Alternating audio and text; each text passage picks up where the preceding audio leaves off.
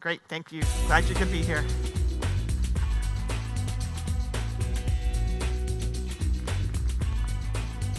Hello, everyone.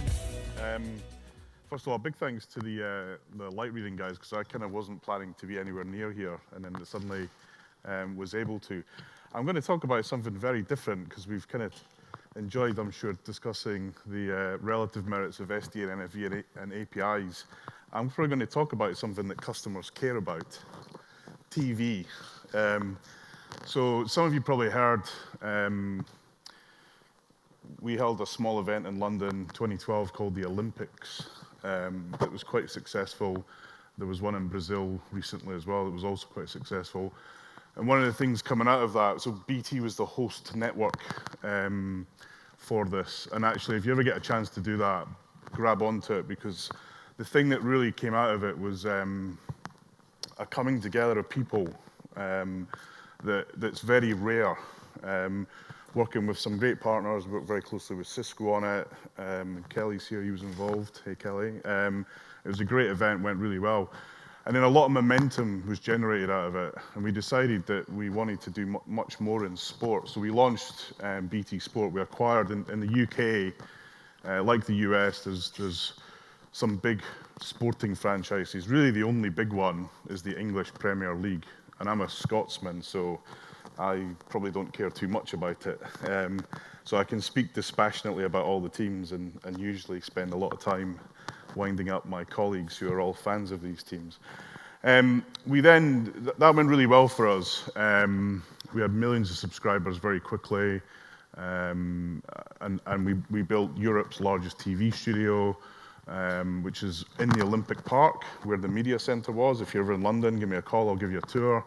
It's a fantastic place. It went really well, we built confidence, and we decided to bid on some more rights, which is, I'll skip over this, which was the European Champions League, which is another massive sporting franchise in Europe and actually across the world. It's where all the kind of winners of each of the local leagues compete against each other. And we decided, as we were bidding for that, and it's quite a secret process. No one really knows what's going on, especially the technical guys. We're the last to know, which I like because it gives us a challenge. But we won those rights, and then we decided that we would do them in 4K. And this was end of 2014, beginning 2015. At the same time, we launched a new platform that was 4K capable, working with the guys at Netflix, delivering their solution integrated into our platform.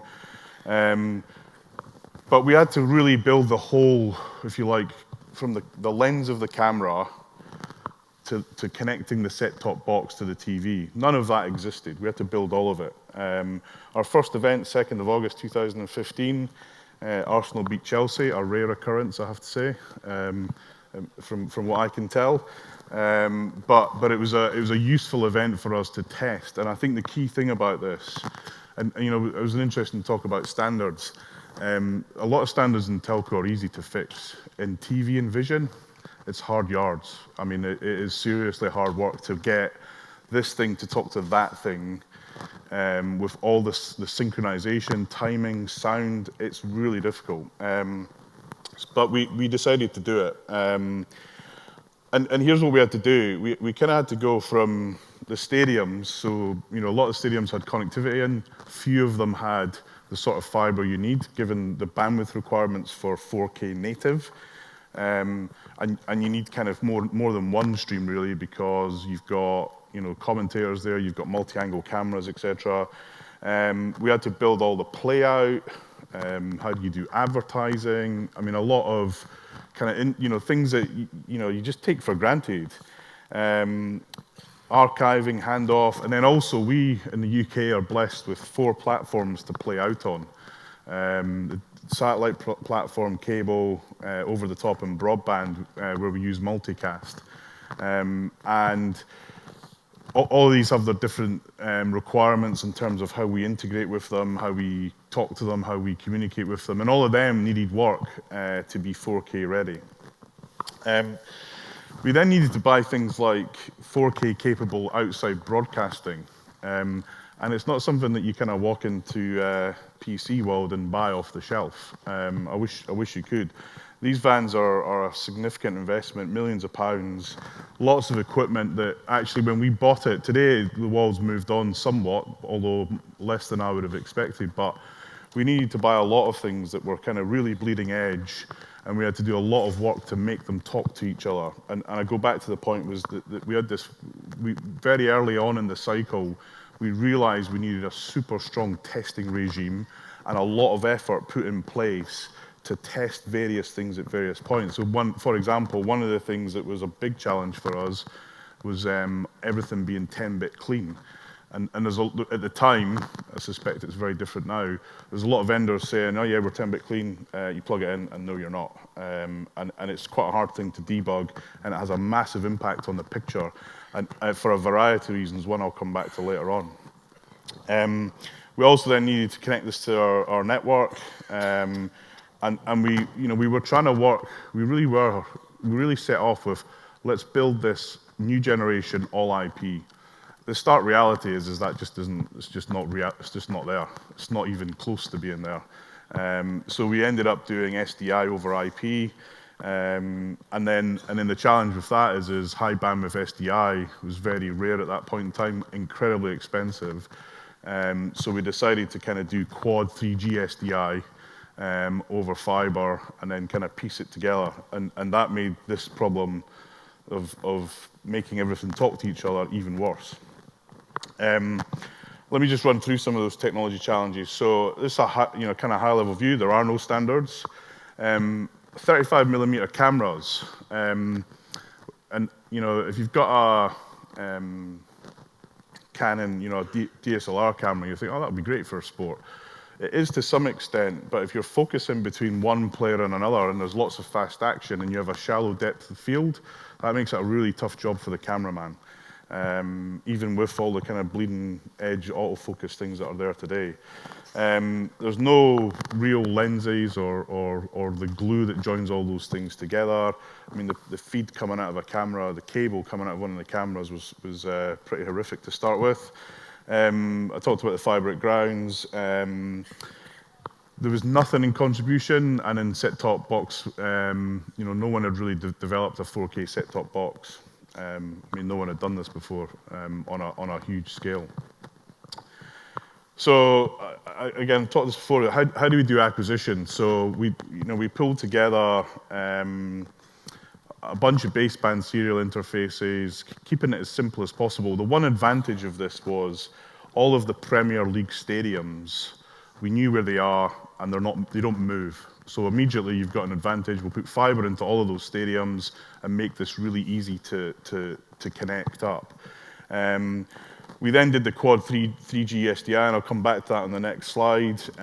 Working really, one of our strongest partners in this was Ericsson, who really pulled out all the stops to help us make this work. And then, we had to do a lot of fine-tuning of different pieces of equipment to work together, particularly H.264 stuff, which again was still relatively new, especially doing the sort of joining of pictures that we needed to do. And this is where we first ran into really our big set of big challenges on interfaces and standards. So 12 gig SDI really wasn't an option. I mean, a lot of talk about it at the time, but it really wasn't available to buy. And then what's your choice? Do you go for a squared division approach or two-sample interleave, effectively using half the bandwidth twice? We decided to go with SQD, but even that had limitations in it in terms of the dual link capabilities, and then which then started to give us, how are we going to do backup? How's that going to be reliable? And to start off with, we just accepted those limitations. And this was one of the first problems we ran into. If you look very closely, you'll see that one of the frames slightly late. And in something like soccer, that's a big problem. Because it's that could be the quadrant that's got the player scoring on it, and then eventually the problem just gets worse. The sync gets further out of sync, and then the whole picture starts to fall apart. So, developing a test pattern and a set of test patterns was critically important to making this work, because the only way we couldn't get the sort of telemetry that we were used to in networking out of these devices to say is it working or not. The only way we could tell if it was working was literally, does it look right when it hits the back of our retinas? I'll skip over this, but I'll do this very quickly because I don't have a lot of time. But I mean, one of the big things that's bad about SDI is it wastes a huge amount of bandwidth. But we kind of decided to use that as an opportunity by carrying a lot of the sound, a lot of the signaling in the top right-hand frame. We had to add a number of bits of padding. And also by sticking to 10 gig interfaces rather than going 40 gig or 100 gig, it made the cost of this, again, this was a couple of years ago, so you can imagine the price of 100 gig then. It made the cost of this, and we're going into maybe 30 stadiums, made the cost of this much more containable. And I mentioned earlier on SDI versus IP. I mean, we would really love to have done the whole of this via IP, but the kind of bandwidth you'd need between the various different components, and then the actual processing power. If you imagine how big an uncompressed UHD picture is, you need a big machine to process that. And frankly, certainly in the UK and most of Europe, no one really had that capability. More are starting to get it, but even within that, their ability to manage 4K is still somewhat limited compared to normal HD or even SD. Distribution, I've kind of talked about this a little bit, but we kind of built out a dedicated network for this. It was the only way of really delivering it in the timescales that we had. OpenReach, the access part of BT, has a product that we were able to leverage very quickly.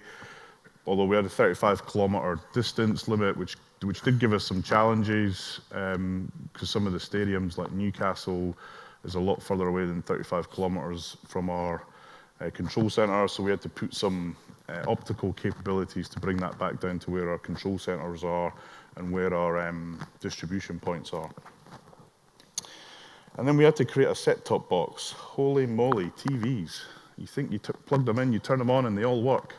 In 2014, getting more than one UHD TV to talk proper HDCP, even 1.4, let alone 2, was staggering. I was stunned by this. In fact, a TV that I had bought thinking it was going to be one of the brightest futures 4K TV ended up in the bin, much to the vendor's annoyance. I'll tell you who that is in the bar.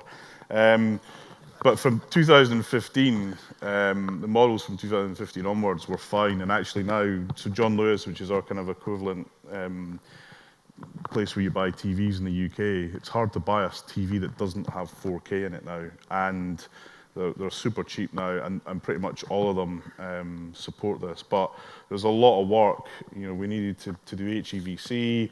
We needed support IPTV, UHD speed. We had to prepare our broadband network to carry this signal on multicast, which required a whole kind of addition of bandwidth. Not a huge addition of bandwidth, but something we wanted to make sure worked. And of course, this was a kind of one of the political challenges in acquiring the Champions League rights was it used to be on free to air.